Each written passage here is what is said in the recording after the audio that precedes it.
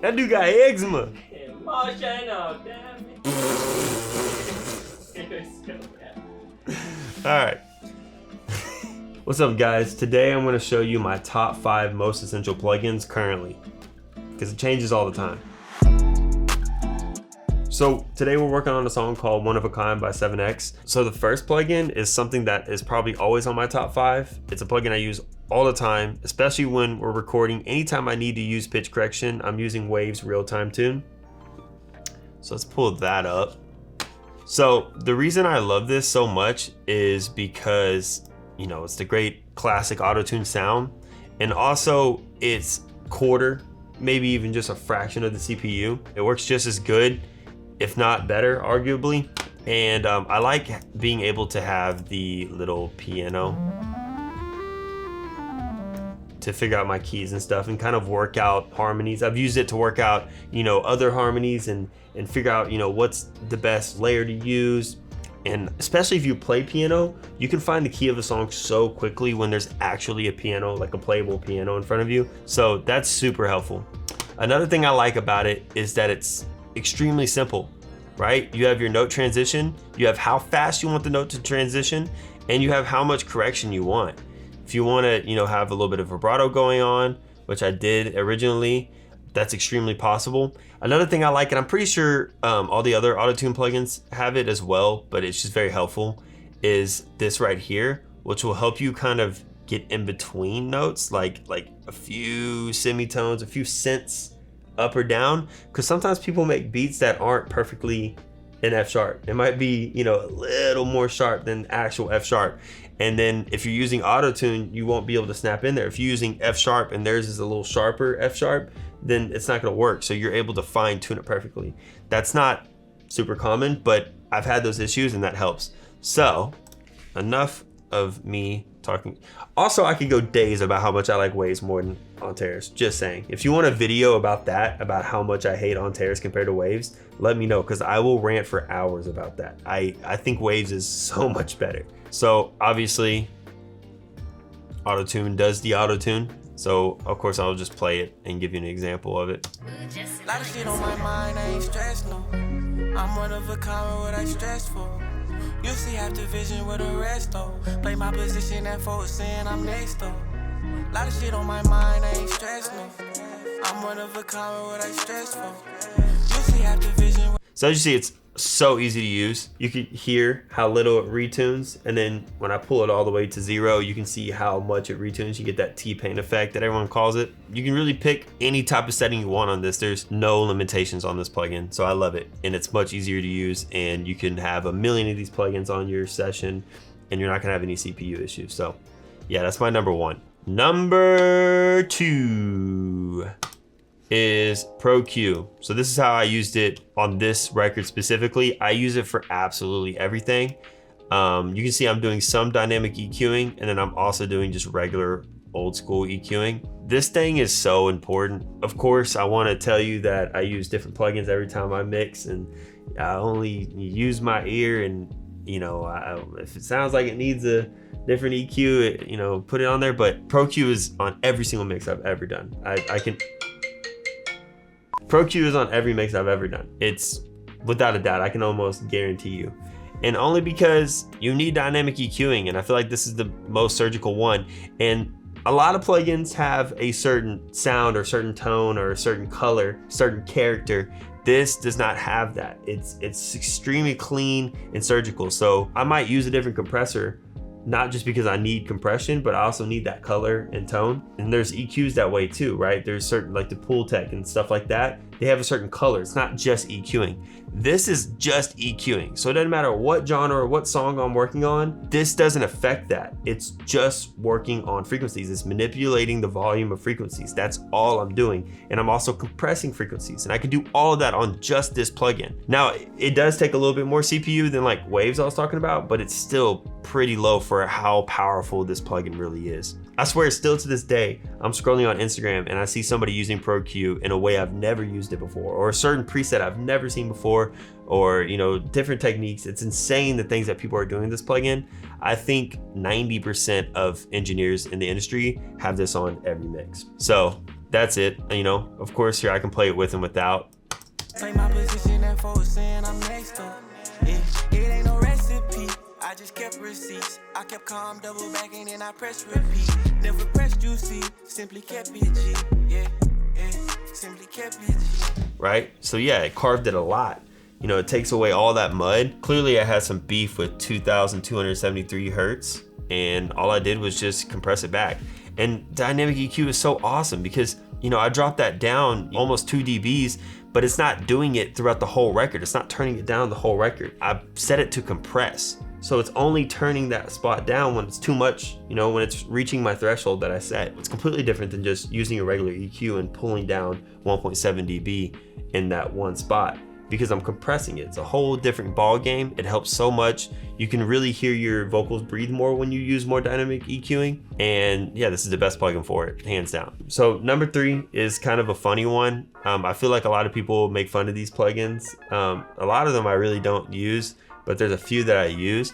And I swear there's so many LA2A plugins. IK Multimedia makes one, UA makes one, Waves makes one. There's a few more, there's so many, but for some reason I love the CLA Waves one. Usually when I'm mixing a new vocal, I always do the same order, right? I start with pitch, I start with EQ, then go to compression, sometimes DS before or after compression, and then, you know, gating and then effects, right? In that certain kind of order. But when I get to the compression stage, I will use different compressors to see which compressor makes the vocal pop more.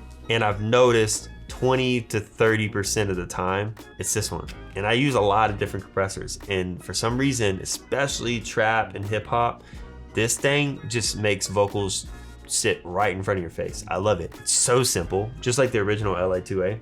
Extremely simple, just 2 knobs. They do have like analog, you know, hiss stuff, like it has that little buzz or the hiss or whatever, the analog sound. I never use that, never once. But yeah, all I do is set the peak reduction until I can really feel the compression, and then I bring it up on the gain reduction and I leave it. Another thing people might not like is that I compress a lot with them sometimes, especially on trap vocals. I think it does a lot more tand just compression. I think it adds a different tone. It adds more low end on it. As you saw on the ProQ, I took a lot of low end out.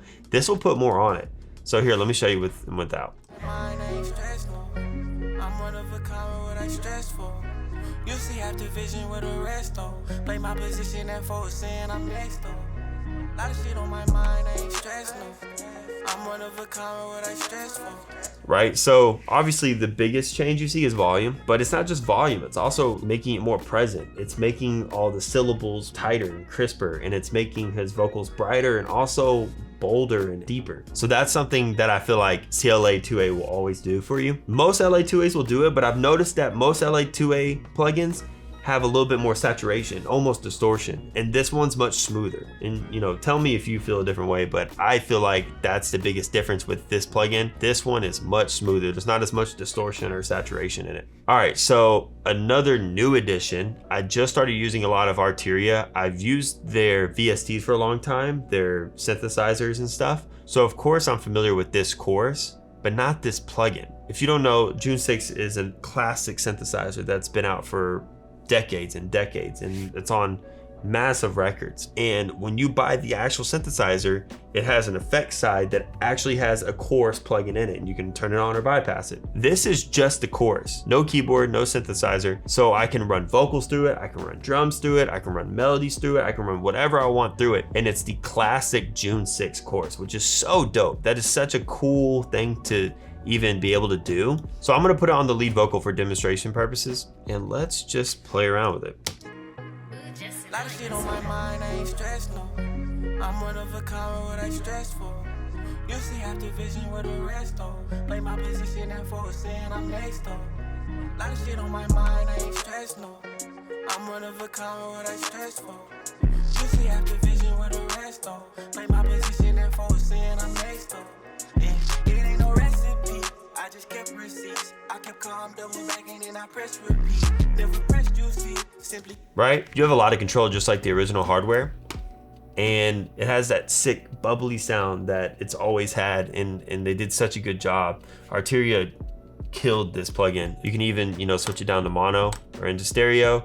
You have your different settings here. You have rate, depth, phase, your mix knob. It's super usable. I feel like you don't have to be familiar with the original June to be able to use this, of course. And I think it's a better texture than some of these other chorus plugins. I think it adds width to it. I've noticed that when I usually put a doubler on something, if I put this chorus on it, I usually don't need a doubler. I don't need to make it any more wide than it already is, or any stereo imaging. I think this does it all, and it does it in a cool fashion. When you're making an instrumental or you're working on just instruments, this is pretty useful as well. And the fifth and last plugin that I am in love with right now, and I'll probably use for a long time, is the IK Multimedia TR5 Meter. This thing is freaking awesome. I freaking love this thing. I could say that all day. Usually when I'm mastering or when I'm finishing a mix and I need a meter to see where the levels are at before I send it to mastering, I want to see the peak. I want to see the LUFs. I want to see the imaging meter. I want to see the frequency range. I want to see all of that. And before, I had to use 3 or 4 plugins to be able to see that. I would have to use one metering plugin, an imaging metering plugin, a ProQ, or any type of EQ and bypass it just so that I could see the frequency range. So I would use almost 4 plugins sometimes. Now I just have to use one, and this thing is so accurate. I love this thing. I wish more people would talk about this plugin and just IK Multimedia in general. I think they make absolutely great plugins, and I'll probably bring those up more often now. So let's just pull this up, and I'm gonna have the limiter that I have right behind it on, and I'm gonna kind of crank it up and just show you how accurate this metering is. Lot of shit on my mind, I ain't stressed, no. I'm one of a kind, what I stress for. You see, have the vision with the rest, though. Play my position and folks saying I'm next, though. Lot of shit on my mind, I ain't stressed, no.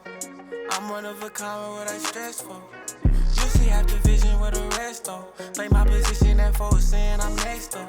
Yeah, it ain't no recipe. I just kept receipts. I kept calm, double backing, and I press repeat. Never pressed juicy, simply kept it G.